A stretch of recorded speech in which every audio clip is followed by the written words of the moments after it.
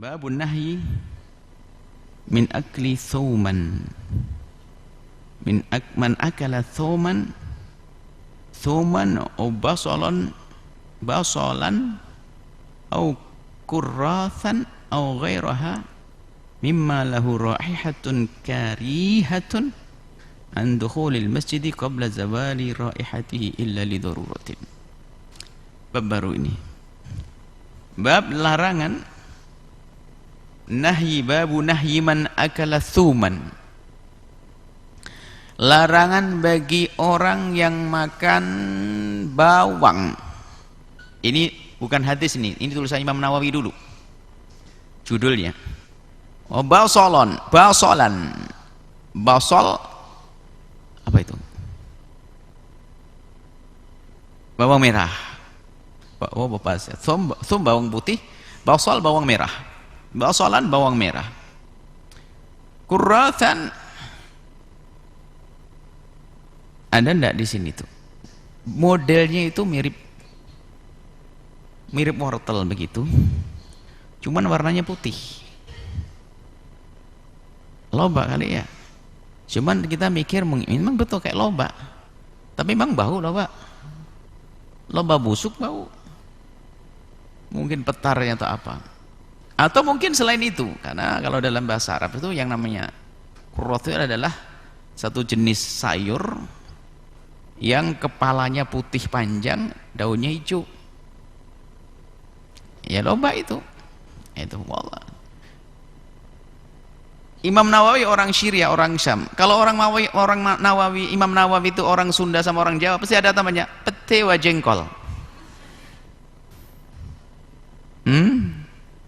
Pete wa jengkol. Karena bau-bau.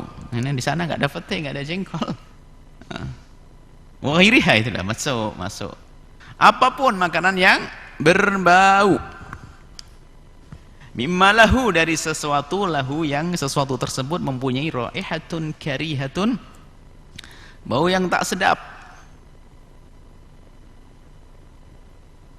Raihah karihah. Apa? Senyumnya. Raihah karihah. Kalau ada yang senyum, raihah karihah, bau yang tidak. Ini jangan santri. Bau tidak enak bilang raihah. Ini santri ya, bahasa Arab raihah. Raihah itu adalah bau. Kalau harum namanya thayyibah, kalau jelek namanya karih. Raihah itu bukan bau, cuman bahasa Indonesia bau itu nggak enak kalau namanya bau. Bau. Nah, gitu ya? Bukan. Awas ya, bahasa Arabnya begitu, saya dengar begitu katanya. Raihah itu namanya bau, bisa wangi, bisa busuk. Cuman kalau sudah bahasa Indonesia, bau. Bau apa kira-kira? Busuk. Sudah bau, berarti bau busuk. Baik, ini sekaligus saya ingatkan, mau ingatkan lupa terus santri ini ya. Baik, kemudian min an dukhulil masjid, dari masuk masjid. Jangan masuk masjid qabla zawali raihatihi, sebelum hilang baunya, illa li daruratin, kecuali darurat. Enggak aman di luar masjid baru masuk masjid padahal dia bau. Wa Ibnu Umar, dari Sayyidina Abdullah bin Umar radhiyallahu taala anhuma, semoga Allah meridhai keduanya, anna nabi, sungguhnya baginda Nabi, qala, bersabda, man akala min hadhihi syajarati, barang siapa yang memakan dari tanaman ini, pohon ini, yakni thum, bawang putih, wala yakrubanna masjidana, jangan sekali-kali dekat ke masjid. Muttafaqun alaih, hadis diriwayatkan Imam Bukhari dan Muslim. Fi riwayat Muslim, dalam riwayat Imam Muslim disebutkan masajidana, bukan masjidana, jamak. Nanti kita terangkan tentang hukumnya, kita baca dulu hadisnya, ada beberapa hadis ini. Wa Anas, dari Sayyidina Anas radhiyallahu taala anhu, qala, beliau berkata, qala Nabi sallallahu alaihi wasallam, Nabi bersabda, man akala min hadhihi syajarati, barang siapa yang makan pohon ini tadi, thum, tentunya ini sedih yang berbau, fala yakrubanna, jangan sekali-kali mendekat,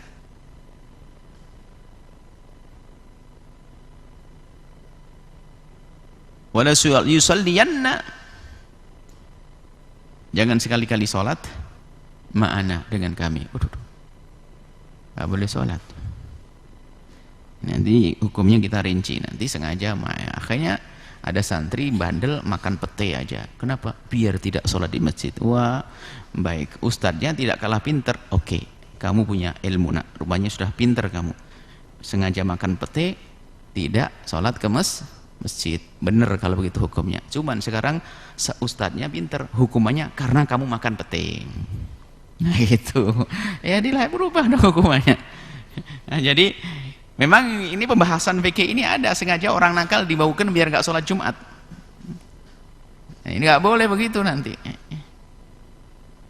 Ya, sengaja dibau-baukan biar nggak ke masjid, nggak sholat Jumat. Ini giliran ke pasar pakai minyak wangi, wah ini kurang ajar namanya. Ya kan? Wa an Jabir radhiyallahu taala anhu, dari Sayyidina Jabir bin Abdullah radhiyallahu taala anhu qala, beliau berkata, qala Nabi sallallahu alaihi wasallam, Nabi bersabda, man akala thuman aw basalan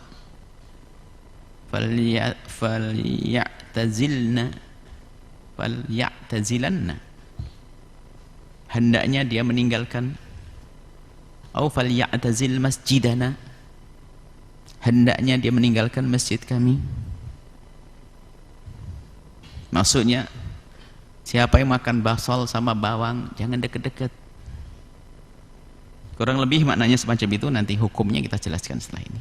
Wihrayatin Muslim, riwayat Muslim, man akal al-basal, barang siapa yang makan bawang merah, thum, bawang putih, wal kurrat, kurrat tadi apa? Ya, semacam lobak, makanya berbau. Fala yakrubanna, jangan sekali-kali mendekat masjid, ada masjid kami.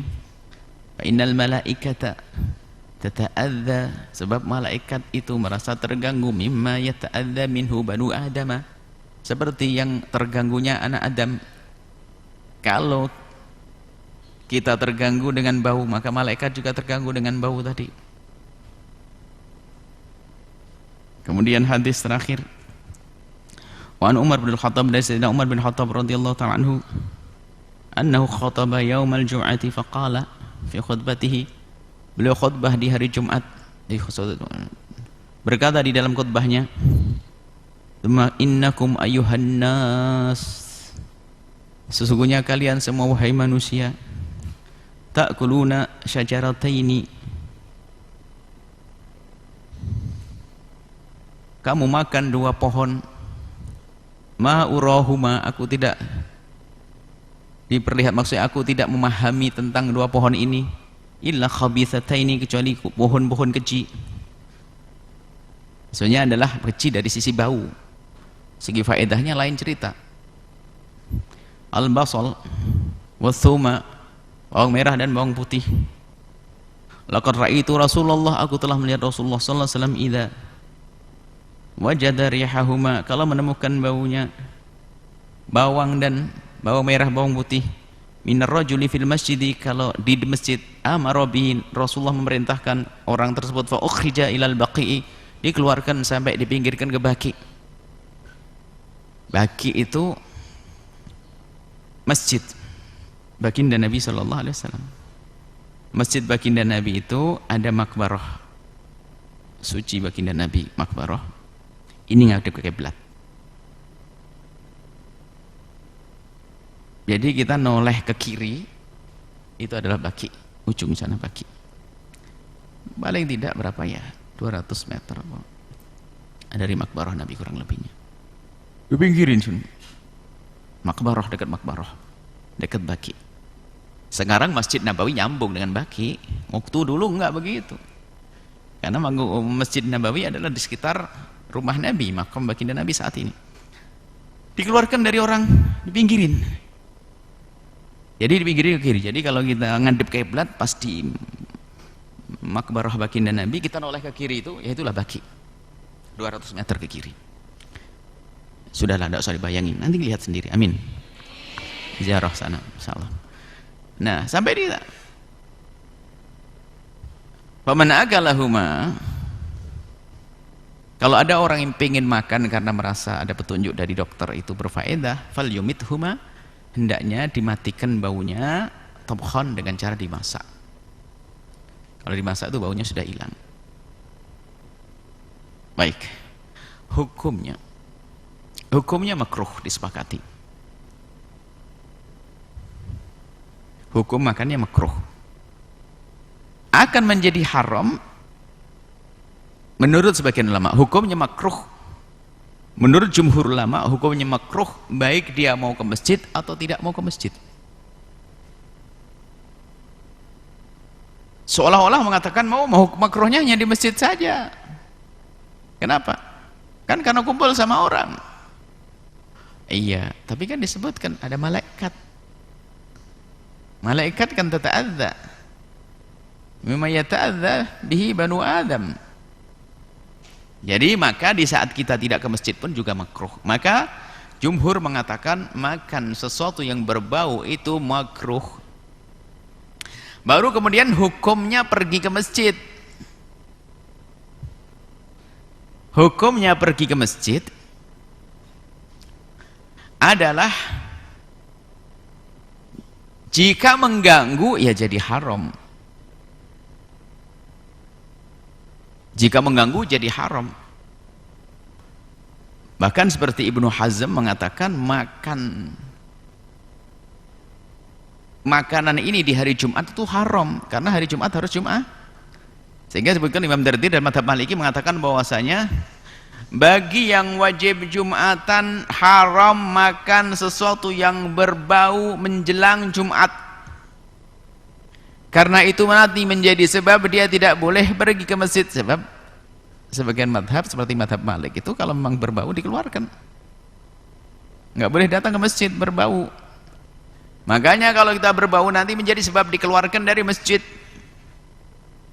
Sehingga kalau sudah dekati Jumatan jangan makan itu. Bahkan Ibnu Hazm mengatakan secara lebih luas lagi, kalau sudah hari Jumat jangan makan karena takut tidak selesai. Madhab jumhur, termasuk madhab kita Imam Syafi'i, adalah makruh. Tapi kalau ternyata sangat mengganggu, haram, ganggu orang, ya. Makanya manajemen pakai baju yang benar ya, berapa hari sekali atau harus diganti ya.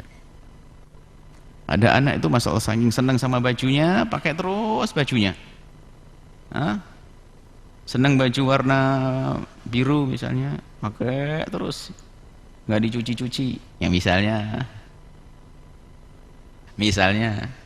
ya maksudnya harus bersih. Biarpun tidak apa tadi, bukan basol, bukan thum. Akan tetapi kalau bau mengganggu orang nggak boleh.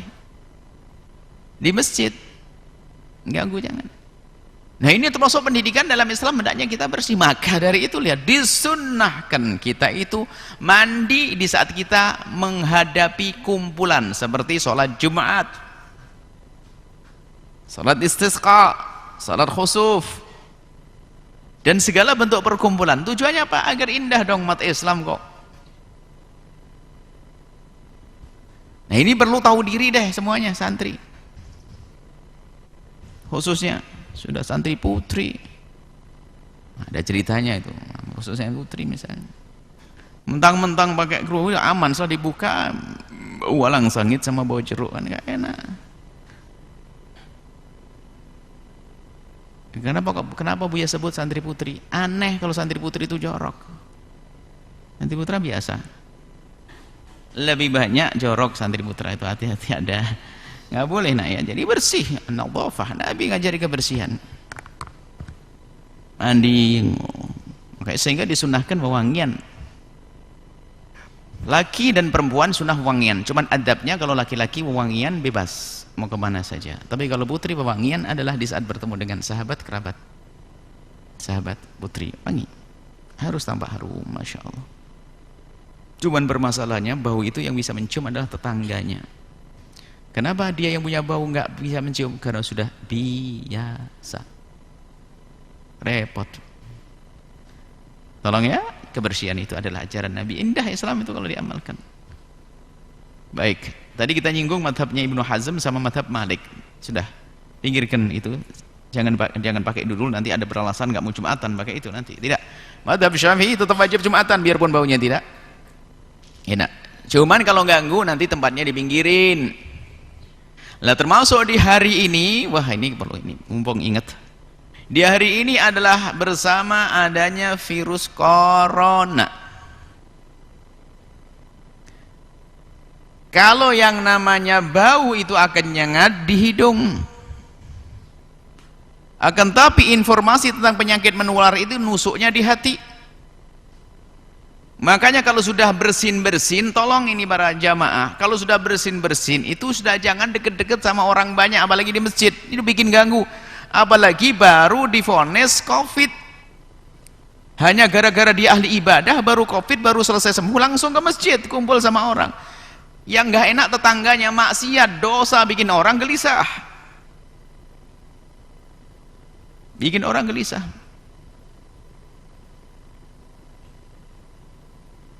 Ini termasuk ini, sekalian kita hubungkan dengan COVID supaya kita ini menggabungkan antara pasrah tawakal kepada Allah dan juga yakin bahasanya semuanya dari Allah. Ada tawakal kita sama usaha. Masalah COVID. Jadi kalau memang kita sedikit ada punya flu dan sebagainya, hari ini adalah sebaiknya kita tahu diri. Jangan sampai sudah depan langsung digigit bersin, noleh lagi gigi, juret, habis itu kanan lagi. Makannya prasmanan, bersin pas makanannya. Ayo mau gimana? Tidak tahu diri ini orang. Jadi COVID ini karena ini sangat terasa di hati, orang nggak nyaman. Makanya tolong ini syariat itu dijalankan dengan cara begini ini. Hormati sunnatullah, ini caranya adalah protokol kesehatan dan menjaga diri. Minggir nggak apa-apa. Dalam kasus tertentu, masalah sholat berjamaah memang harus rapat barisannya. Ini adalah kasus tertentu. Dalam keadaan tertentu, dalam keadaan normal sebenarnya, tapi dalam keadaan tertentu menjadi tidak. Dan juga kami himbau ini kepada ini mumpung ini sebenarnya yang kita perhatikan perasaan orang. Nabi melarang itu karena ganggu perasaannya orang. Mau sholat bau walang sangit, mau sholat bau ini, bau jeruk, mau sholat bau macam-macam, ini bau apa ini? Kan nggak enak, gelisah, nggak enak, ganggu orang. Nah, maka sebetulnya adalah permasalahannya, ilatnya adalah idza. Dalam hadis tata'adza, malaikat tata'adza dengan bau. Ya kalau manusia tidak tata'adza, ya bukan ya ta'adzau nabil bau saja, bukan merasa sakit karena bau saja, bukan merasa terganggu karena bau, tidak termasuk tadi masalah virus corona ini. Ada orang bersin-bersin dan sebagainya. Maka kami himbau kepada para kiai dan ustadz, himbauan kasih sayang. Sebaiknya para kiai itu justru lebih banyak menghindari daripada salaman. Lebih baik dibanding orang biasa. Orang biasa nggak ada yang merebut tangannya.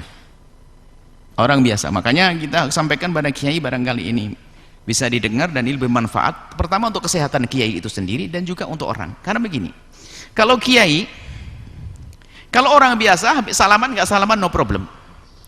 Tapi kalau sudah kiai salaman begini, apalagi nanti dicium sama orang, setengah ingusan, biarpun dilap. Kenapa selama ini kita cuci tangan, masker itu karena apa? Virus kan dari sini. Lah apa urusannya dengan tangan? Dengan tangan, karena tanganmu itu sangat akrab dengan mulut dan hidungmu. Hampir tidak 10 menit kau pasti megang hidung atau mulut. Ayo, bisa bertahan? Pasti. Apalagi bersin. Kadang-kadang pakai inilah ini. Nah, bagaimana salaman langsung dicium?